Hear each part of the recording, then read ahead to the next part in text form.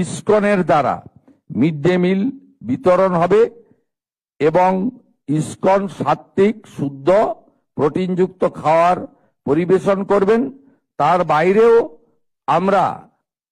আমরা এসএইচজি গ্রুপের মাধ্যমে প্রোটিনযুক্ত ডিম আলাদা করে আমরা দেওয়ার ব্যবস্থা করছি, যাতে আমাদের এখানকার ছাত্রছাত্রী বা আগামী দিনের ভবিষ্যৎ তাদেরকে আমরা প্রোটিনযুক্ত সম্পূর্ণ আহার দিতে পারি। এসএইচজি গ্রুপকে দিয়ে সপ্তাহে আমরা একদিন বা দুদিন আলাদা করে আমরা সেদ্ধ ডিম বাচ্চাদেরকে বিতরণ করব।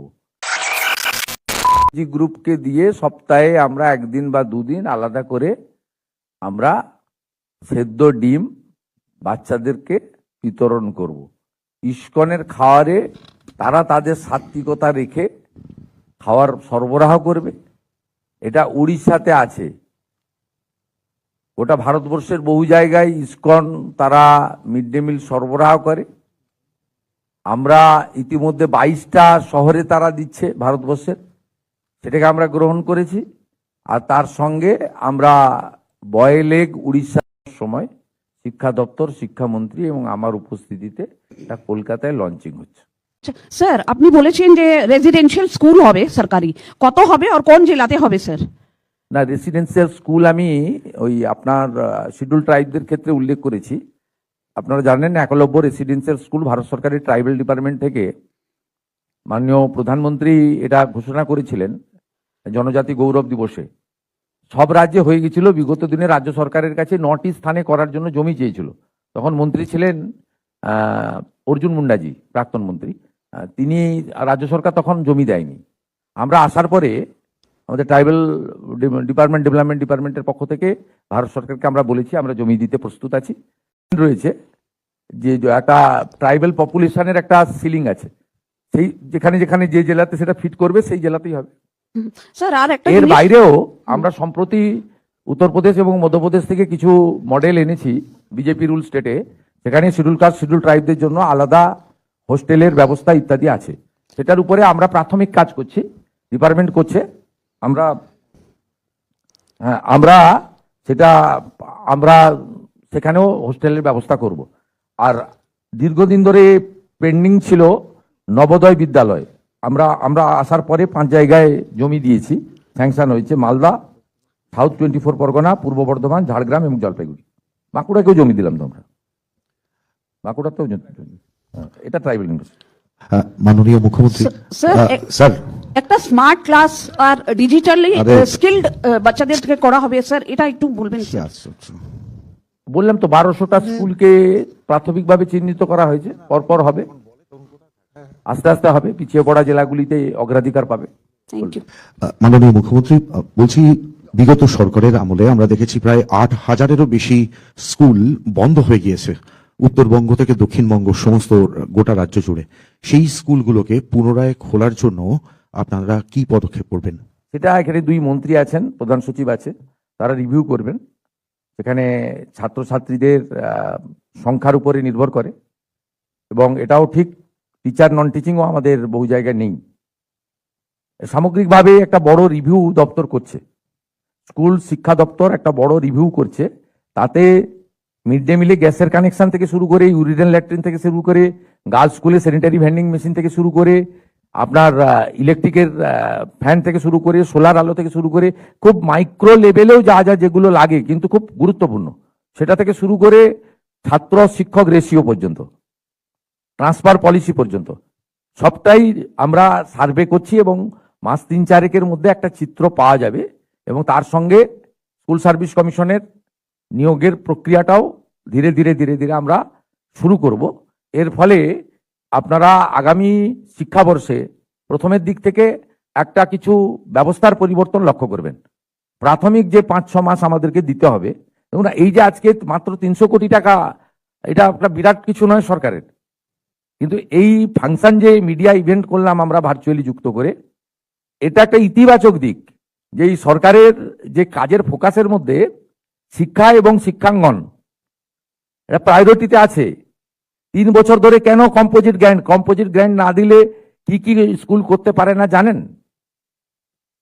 এটা মহানগরে বসে প্রাইভেট স্কুলে বাচ্চাকে পাঠিয়ে বোঝা যাবে না। সুন্দরবনের বাচ্চারা বলতে পারবে, সুন্দরবনের স্কুল বলতে পারবে, পুরুলিয়া বাঁকুড়ায় বলতে পারবে চক ডাস্টার কেনার পয়সা থাকে না। এই কম্পোজিট গ্র্যান্ড থেকে চক ডাস্টার কেনা হয়। আপনি যদি চক ডাস্টার কেনার স্কুলের মিনিমাম মিসেলেনিয়াস এবং কন্টিনজেন্সি খরচ, একটা বালতি, একটা জলের পট ভেঙে গেলে, একটা যেখানে কলসিতে জল থাকে ভেঙে গেলে কেনার পয়সা নেই, এগুলো এইখান থেকে হয়, কম্পোজিট গ্র্যান্ড থেকে। আপনি ভাবতে পারছেন একটা বিগত দিনের সরকার চক ডাস্টার কেনার টাকা বন্ধ করেছিল। ওনাদের এত ক্ষমতা যদি ছিল নিজেরাই দিয়ে দিতে পারতেন তো 60% কেন্দ্রের না নিয়ে, তাহলে তো আমি আজকে এই ইভেন্ট করতাম না, এটা তো আরটিজিএস অটোমেটিক কোর্সে চলে যেত। আগের সরকার করেনি বলে আজকে অ্যাপ্রক্স 300 কোটি টাকা কিন্তু 80,000 স্কুলকে আমরা দিয়ে বললাম যে কম্পোজিট গ্র্যান্টের যে আপনাদের লেজিটিমেট রিকোয়ারমেন্ট ছিল, যেটা ইগনোর করেছে আগের সরকার, প্রেজেন্ট সরকার এটাকে প্রায়োরিটি দিয়েছে।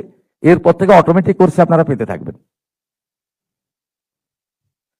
हिंदी में बोलिए, बोल के खत्म कीजिए। सर, जिस तरह से राज्य सरकार की ओर से आज जो कंपोजिट ग्रांट के लिए लगभग 8,000 से ऊपर स्कूल 2096 करोड़ 80,000 के लगभग और 2096 करोड़ रुपीस का जो अप्रॉक्स आप लोगों ने अमाउंट रिलीज किया है, इससे पहले की सरकार की जिस तरह से आपने यही बात कहा है कि सरकार की ओर से कुछ स्टेप नहीं लिया गया था, कितना जरूरी है? क्योंकि प्राइमरी स्कूल का जो एजुकेशन सिस्टम है उसको देखते हुए और जो व्यवस्था है, जो सिस्टम है, उसको सुधार के लिए। नहीं, देखिए, एक एजुकेशन सिस्टम में बहुत सारा मुद्दा होता है, सिलेबस से लेकर मिड डे मील तक, ड्रॉप आउट से लेकर टीचर रिक्रूटमेंट तक, टीचर रिक्रूटमेंट से लेकर इंफ्रास्ट्रक्चर तक, इंफ्रास्ट्रक्चर से लेकर आपका स्पोर्ट्स ग्राउंड तक। एक एजुकेशन सिस्टम को पूरा करने के लिए बहुत सारा बिंदु है। पिछले सरकार खास करके गवर्नमेंट और गवर्नमेंट स्पॉन्सर्ड जो गवर्नमेंट एडेड स्कूल है, इसको सब मुद्दे में इग्नोर किया है, भेदभाव किया है और उसके ऊपर ध्यान नहीं दिया है। तुष्टीकरण, भ्रष्टाचार, out distribution of the toll, इसमें उन लोग का प्राथमिकता था। लेकिन वर्तमान सरकार का प्राथमिकता है एजुकेशन और हेल्थ, उसका साथ सरकारी एम्प्लॉयमेंट और इंडस्ट्रियल ग्रोथ, ये हमारी प्राथमिकता है। इसलिए हम लोग नेशनल एजुकेशन पॉलिसी को एक्सेप्ट कर लिया। पीएमसी के अंदर 800 स्कूल अप्रूव हुआ है। लाइब्रेरी, लैबोरेटरी से लेकर हर विद्यालय को स्मार्ट, मॉडर्न और उनका जो मूलभूत सुविधा है उसको देने के लिए हम लोग कोशिश शुरू किया है।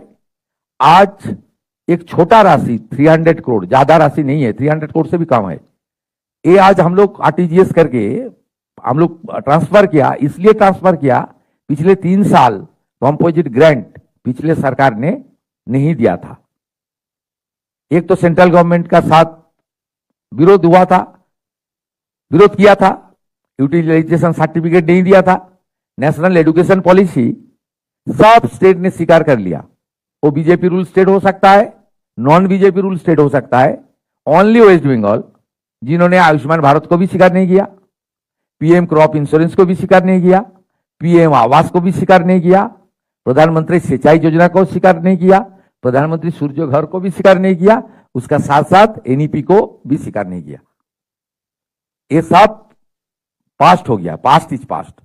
अभी नया तरीके से सरकार काम करेगा और ये कंपोजिट ग्रांट का बहुत ही जरूरी था।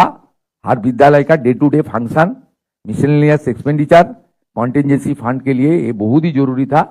इसलिए आज ये ट्रांसफर भी किया और इस सरकार का आने वाला दिन में एजुकेशन के ऊपर क्या विजन है, कुछ बिंदु चीफ सेक्रेटरी रखा है, कुछ बात एजुकेशन मिनिस्टर ने किया है, मैं थोड़ा डिटेल्स में मैं बताया। सर, आपने केंद्रीय विद्यालय को लेकर भी कहा है कि लगभग नहीं, तो सर केंद्रीय विद्यालय को लेकर भी कहा है कि 6 से ज्यादा केंद्रीय विद्यालय को जमीन दी गई है, इसके बारे में थोड़ा अगर बता दें सर। केंद्रीय विद्यालय को जो पहले दिया, केंद्रीय विद्यालय का जितना भी प्रपोजल पेंडिंग था सब जमीन हम लोग दे दिया है। और शेड्यूल ट्राइब को लिए जो नवोदय विद्यालय है उसको भी न्यू सैंक्शन हुआ है, मालदा साउथ 24, पूर्व बर्धमान, झारग्राम, जलपाईगुड़ी में, और एक ट्राइबल यूनिवर्सिटी भी हो रहा है झारग्राम में। सब मिलके सब हमारी जो सेंट्रल गवर्नमेंट का जो इंस्टीट्यूशन बनना चाहिए था, ये सब हम लोग कर रहा है और उसको जमीन दिया है। और साथ साथ हमारी आने वाला दिन में SC/ST के लिए हम लोग सेपरेटली कुछ स्कीम बना रहा है। अब Vivekananda merit scholarship left front पर रिजिम में था, पिछले सरकार बंद कर दिया था।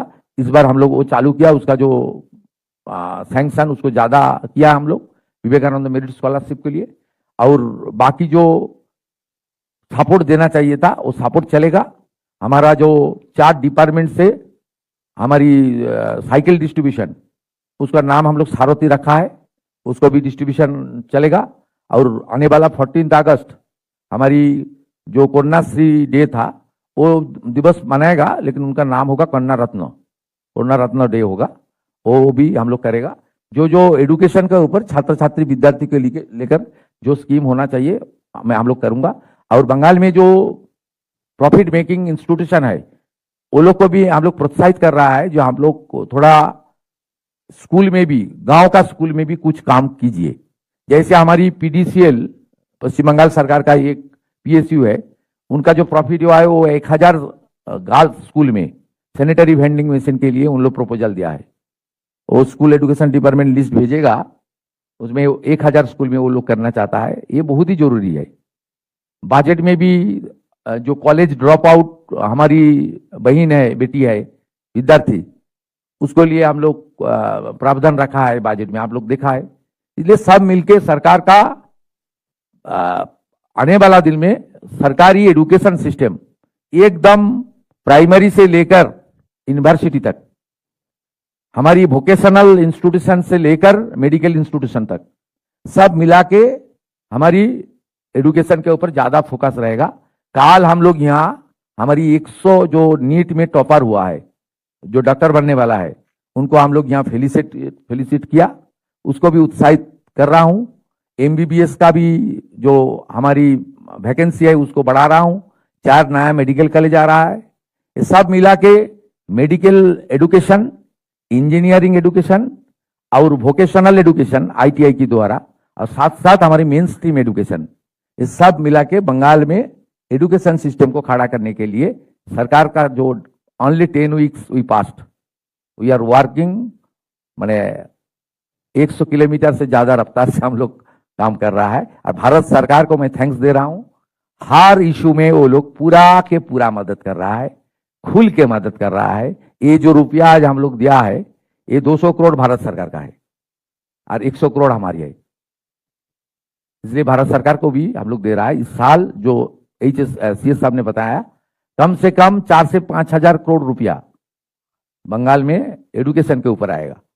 और जो भ्रष्टाचार हुआ है समग्र शिक्षा मिशन के अंदर, स्कूल ड्रेस से लेकर, स्कूल बैग से लेकर, मिड डे मील से लेकर, हर बिंदु में जो भ्रष्टाचार हुआ है वो खत्म करने का काम भी हम लोग करेंगे।